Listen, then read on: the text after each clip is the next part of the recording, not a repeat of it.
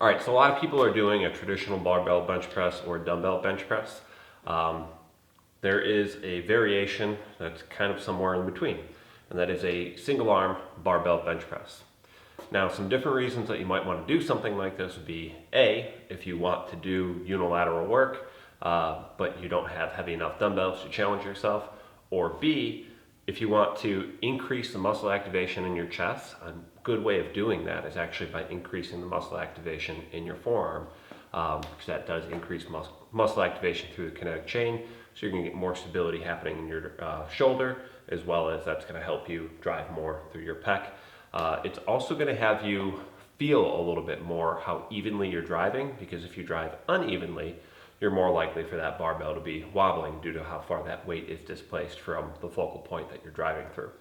So it can give you a little bit of feedback, which is cool, especially if you're having any issues with your pressing movements, as well as you can actually get a little bit more muscle activation in your pec compared to a traditional just barbell or dumbbell bench press. Now, obviously, this isn't going to be something that's going to allow you to move maximal weight because you're adding a lot of extra challenges to it, but it is a cool thing to add into your training program, especially if you have a good strength foundation and you're looking for either A, like I said, a little bit more feedback, something a little bit more challenging, or if you just want to do that unilateral work and say the gym you're working out at, or if you're working out at home, you don't have dumbbells that are heavy enough to challenge you. So that is what we're going to be going over. All right, so obviously you're starting off with just a regular bench press setup. To get yourself set up, you want to grab approximately in the middle of the bar. Now, kind of like we had talked about with the single arm barbell row, sometimes using a little bit of feedback on the bar, to kind of help you gauge whether or not you are in the center. If you don't have that center knurling, might be necessary. But when you find that approximate center point, should be right about there for me, you want to make sure that scapula is retracted. You're going to come down to your chest and press up.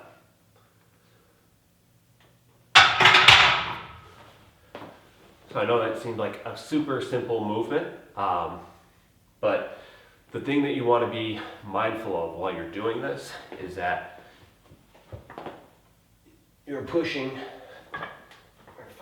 find that center again, that you're pushing evenly and you're not letting the bar rotate too much one direction or the other. So you don't want it real wobbly.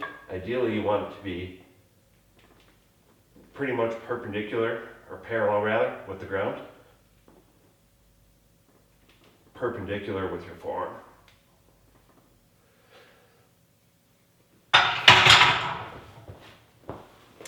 As that bar wobbles a little bit more, like I said, that would kind of be the feedback for you that you're not driving evenly, presuming that you are in the center of the bar. Now, if you're not in the center of the bar, you obviously want that corrected first, but you'll know that at the lockout position, you'll kind of feel, does it feel balanced? And when you go to do your press, if you are moving your elbow in any sort of different ways, it's maybe a little bit less stable, or if your wrist is flexing in a lot of different ways, or if when you're driving, you're just driving maybe more through like the ball of your hand, or you'll feel like I said, different things.